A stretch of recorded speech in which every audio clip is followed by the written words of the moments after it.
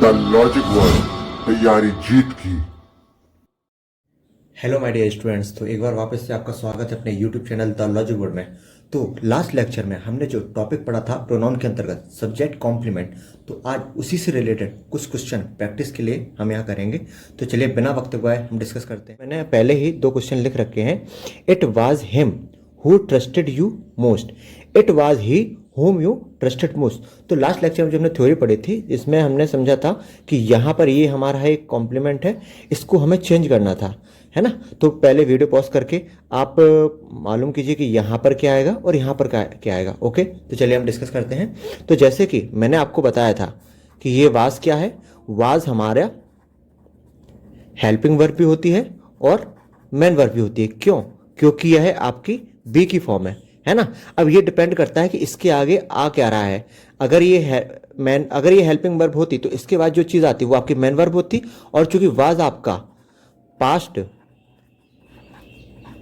Continuous tense की verb होती है, तो इसके साथ जो आपकी मेन वर्ब आती है वो हमारी आईएनजी फॉर्म में है। अगर इसके साथ इसके बाद इस तरीके से मेन वर्ब आईएनजी की फॉर्म में आएगी तब तो ये हमारी हेल्पिंग वर्ब होगी।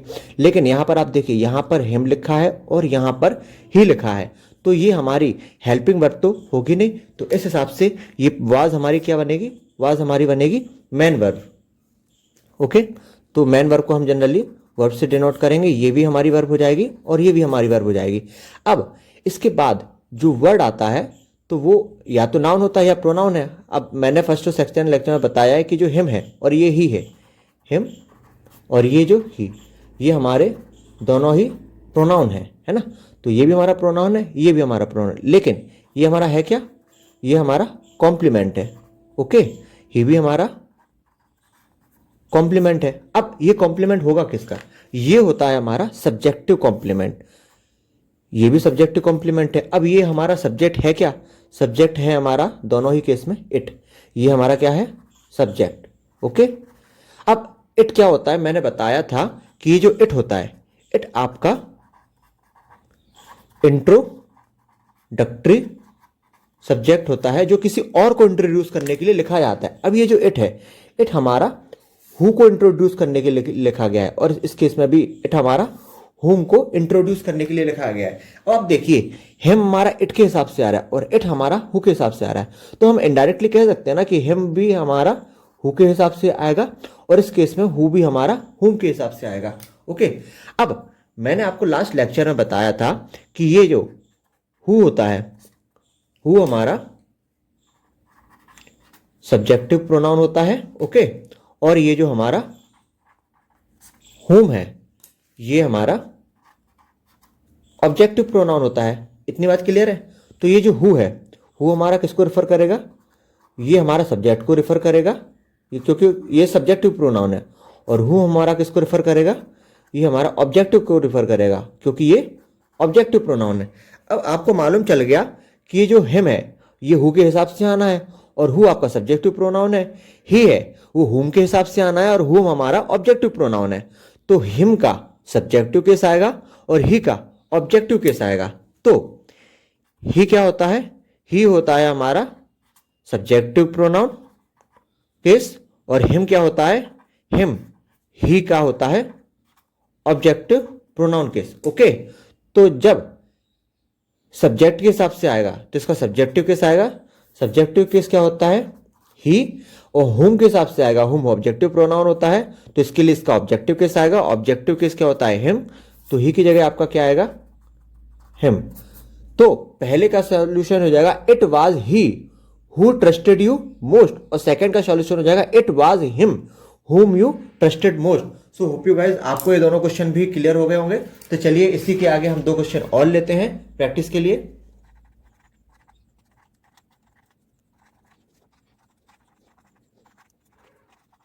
तो मैंने आपके सामने दो क्वेश्चन लिखे हैं। पहला क्वेश्चन है, it has been she that help my friend helped. Second question, it has been her that helped my friend. अब यहां पर ये जो हैज है, ये हैज हो जाएगी आपकी हेल्पिंग वर्ब। इसके बाद ये क्या है, आपकी थर्ड फॉर्म है, और ये भी क्या है, आपकी थर्ड फॉर्म है। ये जो बीन है ये क्या है, आपकी थर्ड फॉर्म। किसकी थर्ड फॉर्म है ये? बी की। बी की थर्ड फॉर्म क्या है? बीन। और ये किसका काम कर रही है? ये आपका मेन वर्ब का काम कर रही है। ओके, इतनी बात क्लियर है आपकी? बी क्या होती है आपकी? बी होती है आपकी बेस फॉर्म। ठीक है, अब आपको मैंने बताया लास्ट लेक्चर में कि ये किसकी फॉर्म है? ये बी की फॉर्म है। ये किसकी फॉर्म है? बी की फॉर्म है।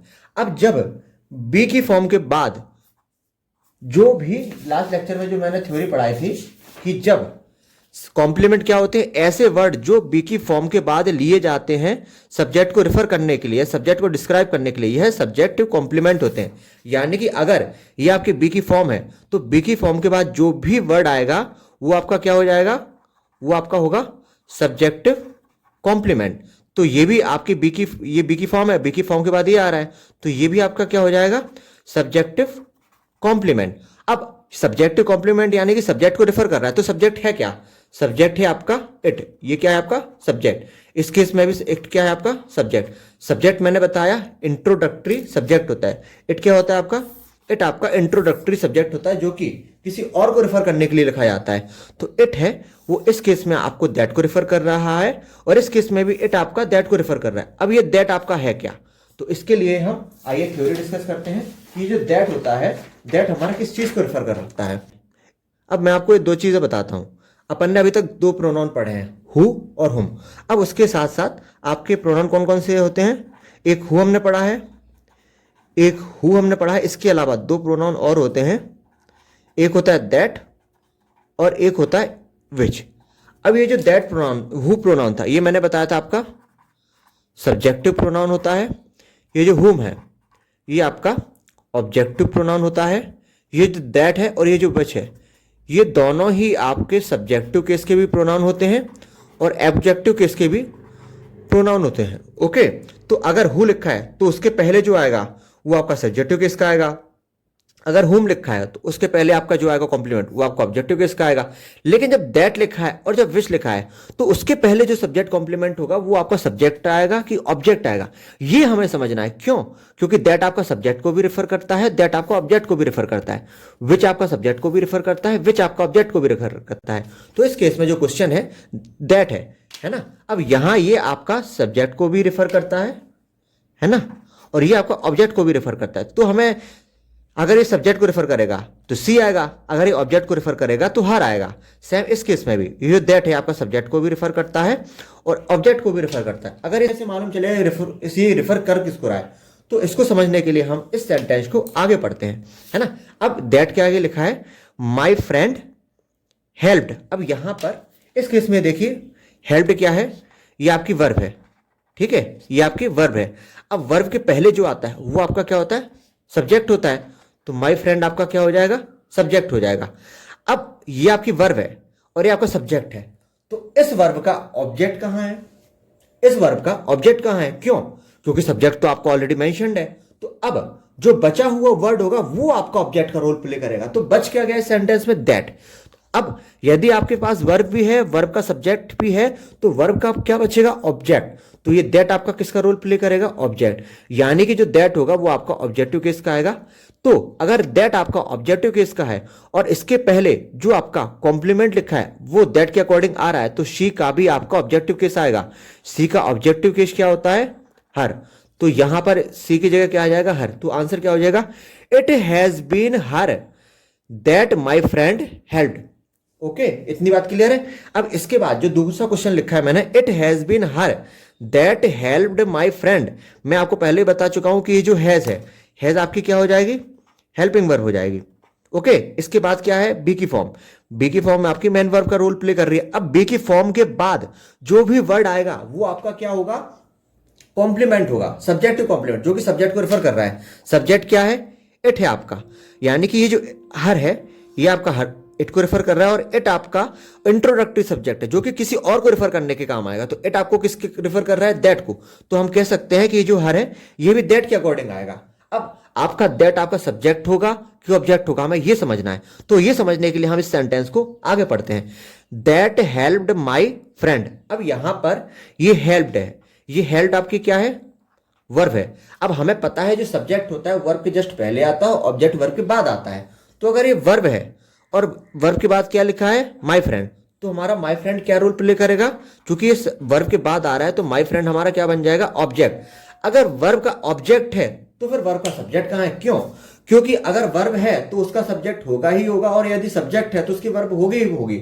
ऑब्जेक्ट हो या ना हो ये तो बातों पर डिपेंड करता है, लेकिन अगर वर्ब है तो वर्ब का आपका सब्जेक्ट होगा ही होगा, है ना। तो वर्ब है, अब चूंकि वर्ब के बाद तो ऑब्जेक्ट आता है तो वर्ब के बाद ऑब्जेक्ट लिख दिया, तो फिर इसका सब्जेक्ट कहां, सब्जेक्ट होगा ही होगा। तो अगर वर्ब का ऑब्जेक्ट यहां पे मेंशन्ड है तो ये जो दैट क्या होगा, ये दैट हमारा सब्जेक्ट का रोल प्ले करेगा, ऑब्जेक्ट का नहीं। तो ये जो हर है वो हमारे दैट के हिसाब से आएगा, और दैट हमारा किसका रोल प्ले कर रहा है, सब्जेक्ट। तो हर का आपका क्या आएगा, सब्जेक्टिव केस, और सब्जेक्टिव केस क्या होता है हर के लिए, शी। तो इसका आंसर क्या हो जाएगा, it has been she that help my friend. तो होप यू गाइस ये क्वेश्चन भी आपके सामने क्लियर हो गया होगा।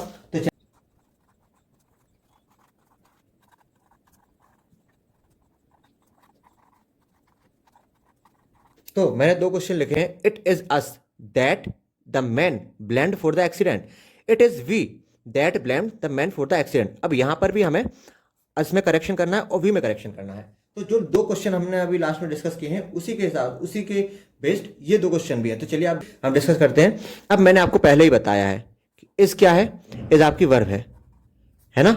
यहां पे भी इस क्या है, आपकी वर्ब है। इस आपकी बी की फॉर्म होती है, बी की फॉर्म क्या है, इज। ओके, अगर इस होता है तो इसके बाद जो भी हमारा वर्ड आएगा वो हमारा किस का रोल प्ले करेगा, सब्जेक्ट कॉम्प्लीमेंट का। ओके, तो ये जो वी है और ये जो अस है ये हमारे क्या हो जाएंगे, ये हो जाएंगे हमारे सब्जेक्ट कॉम्प्लीमेंट। तो इस केस में भी ये हमारा क्या हो जाएगा, सब्जेक्ट कॉम्प्लीमेंट, यानी कि सब्जेक्ट को रेफर करेंगे, वी आपको सब्जेक्ट को रेफर करेगा और ये आपको सब्जेक्ट को हिसाब से आएगा। अब सब्जेक्ट क्या है हमारा, इट, सब्जेक्ट क्या है हमारा, ये भी सब्जेक्ट हो जाएगा। अब इट आपका इंट्रोडक्टरी सब्जेक्ट होता है जो कि किसी और को इंट्रोड्यूस करने के काम आता है। तो किसको इंट्रोड्यूस कर रहा है, दैट को। यहां इट किसको इंट्रोड्यूस कर रहा है, दैट को। तो हम इनडायरेक्टली कह सकते हैं कि अगर इट अस इट के हिसाब से आएगा और इट दैट को रेफर कर रहा है तो इज अस है वो भी हमारा दैट को रेफर करेगा, और वी है वो भी हमारा दैट को रेफर करेगा, यानी कि अस हमारा दैट के हिसाब से आएगा और वी हमारा भी दैट के हिसाब से आएगा। अब हमें पता लगाना है कि ये जो दैट है ये किसको रेफर करेगा, क्यों, क्योंकि दैट आपका सब्जेक्ट को भी रेफर करता है और ऑब्जेक्ट को भी रेफर करता है। तो यहां आपका दैट जो होगा वो आपका सब्जेक्टिव केस होगा या ऑब्जेक्टिव केस, ये समझने के लिए हम सेंटेंस को आगे बढ़ते हैं। अब सेंटेंस में लिखा है थर्ड में, the man blamed for the accident. अब हमें पता है ये जो ब्लेम्ड है, ये ब्लेम्ड आपकी क्या है, वर्ब है। ब्लेम्ड आपकी क्या हो जाएगी, वर्ब हो जाएगी। फॉर क्या है, फॉर आपकी प्रीपोजिशन है। ओके, और ये द एक्सीडेंट लिखा है। अब मैं आपको एक चीज और बताता हूं जो मैं आपको पहले 5 लेक्चर में बता चुका हूं कि अगर आपका प्रीपोजिशन है तो प्रीपोजिशन अपने साथ ऑब्जेक्ट लेकर आता है, यानी कि प्रीपोजिशन के बाद जो भी चीज आती है वो आपकी ऑब्जेक्ट होती है, और ऑब्जेक्ट या तो आपका नाउन होता है या प्रोनाउन होता है। यानी कि अगर प्रीपोजिशन है तो प्रीपोजिशन के बाद जो नाउन या प्रोनाउन आएगा वो इस प्रीपोजिशन का क्या बन जाएगा, ऑब्जेक्ट। तो प्रीपोजिशन क्या है, फॉर के बाद ये क्या लिखा है, द एक्सीडेंट। द एक्सीडेंट क्या है, आपका नाउन है ना। तो ये इस प्रीपोजिशन का क्या बन जाएगा, ऑब्जेक्ट, जो कि इस प्रीपोजिशन का ऑब्जेक्ट है। प्रीपोजिशन क्या है, फॉर। अब यहां पे लिखी है ब्लेम्ड, ब्लेम्ड के एक क्या है, वर्ब है। अब वर्ब के पहले जो भी वर्ड नाउन या प्रोनाउन आता है वो किसका रोल प्ले करता है, सब्जेक्ट का। तो द मैन आपका क्या हो जाएगा, द मैन आपका हो जाएगा सब्जेक्ट। अगर द मैन आपका सब्जेक्ट है तो इस वर्ब का फिर ऑब्जेक्ट कहां है, क्योंकि ये जो ऑब्जेक्ट है ये तो प्रीपोजिशन का ऑब्जेक्ट है, तो इस वर्ब का ऑब्जेक्ट कहां है, तो ये जो दो आपका दैट है ये आपका ऑब्जेक्ट बन जाएगा। ओके, किसका, ब्लेम्ड वर्ब का ऑब्जेक्ट बन जाएगा।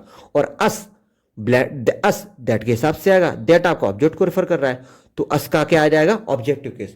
अस का ऑब्जेक्टिव केस आपका अस ही होता है, यानी कि ये यहां पे सही है। इसी की तरह हम नेक्स्ट क्वेश्चन भी डिस्कस करते हैं। It is we that blamed the man for the accident. अब बी आपकी वर्ब है ना। अब वर्ब के बाद क्या आएगा, कॉम्प्लीमेंट। तो ये क्या हो जाएगा, सब्जेक्ट कॉम्प्लीमेंट। ये आपका सब्जेक्ट को रेफर कर रहा है। सब्जेक्ट क्या है, इट क्या है, सब्जेक्ट। सब्जेक्ट किसी और को इंट्रोड्यूस कर रहा है, तो इट आपको किसको इंट्रोड्यूस कर रहा है, दैट को। दैट आपका सब्जेक्ट भी होता है और ऑब्जेक्ट भी होता है। अब ये कैसे मालूम चलेगा दैट आपका सब्जेक्ट है ऑब्जेक्ट, ये समझने के लिए क्वेश्चन को आगे पढ़ते हैं। Blamed that the man for the accident. अब यहां पर ये जो ब्लेम्ड है, ब्लेम्ड आपकी क्या है, वर्ब। वर्ब का ऑब्जेक्ट हो या ना हो ये चलेगा, लेकिन वर्ब का सब्जेक्ट तो जरूर होगा, और सब्जेक्ट वर्ब के पहले आता है और ऑब्जेक्ट वर्ब के बाद आता है अगर होगा तो। अब यहां पे क्या लिखा है, फॉर। फॉर अभी मैंने बताया, फॉर आपकी क्या है, प्रीपोजिशन है। ये जो फॉर होती है, फॉर आपकी क्या है, यहां पे प्रीपोजिशन है। ओके, फॉर आपकी प्रीपोजिशन का रोल प्ले कर रही है, तो फॉर क्या हो जाएगी आपकी प्रीपोजिशन, और प्रीपोजिशन अपने साथ ऑब्जेक्ट लेकर आता है, तो द एक्सीडेंट क्या हो जाएगा, ऑब्जेक्ट किसका, फॉर प्रीपोजिशन का। अगर ये फॉर प्रीपोजिशन का ऑब्जेक्ट है और ब्लेंड आपकी वर्ब है, तो इसके बाद वर्ब के बाद क्या आता है आपका ऑब्जेक्ट, तो द मैन आपका क्या हो जाएगा, ऑब्जेक्ट। अब ये द मैन अगर आपका ऑब्जेक्ट है तो इस वर्ब का सब्जेक्ट कहां है, क्यों, क्योंकि वर्ब का सब्जेक्ट ऑब्जेक्ट हो या ना हो चलेगा, लेकिन सब्जेक्ट इसका जरूर होगा, तो बचा क्या, दैट। और दैट आपका सब्जेक्ट और ऑब्जेक्ट दोनों को रेफर कर रहा है। अगर ऑब्जेक्ट पहले से मिल गया है, मेंशन्ड है, तो दैट आपका क्या हो जाएगा, दैट आपका सब्जेक्ट हो जाएगा। अब दैट आपका सब्जेक्ट है और वी दैट के हिसाब से आएगा, तो वी का सब्जेक्टिव केस आएगा, और वी का सब्जेक्टिव केस क्या होता है, वी। ये हमने सेकंड लेक्चर में डिस्कस ऑलरेडी कर रखा है, तो जिसको भी अस और वी का सब्जेक्टिव ऑब्जेक्टिव केस समझना है तो आप सेकंड लेक्चर को प्रेफर कीजिए। तो थैंक यू गाइस, होप्स आपको ये क्वेश्चन दोनों चारों क्वेश्चन जो मैंने आज डिस्कस किए हैं ये सब्जेक्ट कॉम्प्लीमेंट पे बेस्ड हैं, ये आपको समझ में आ गए होंगे। ये बहुत ही शानदार कॉन्सेप्ट है जो लोग। सो थैंक यू गाइस, इसी के साथ मिलते हैं नेक्स्ट लेक्चर।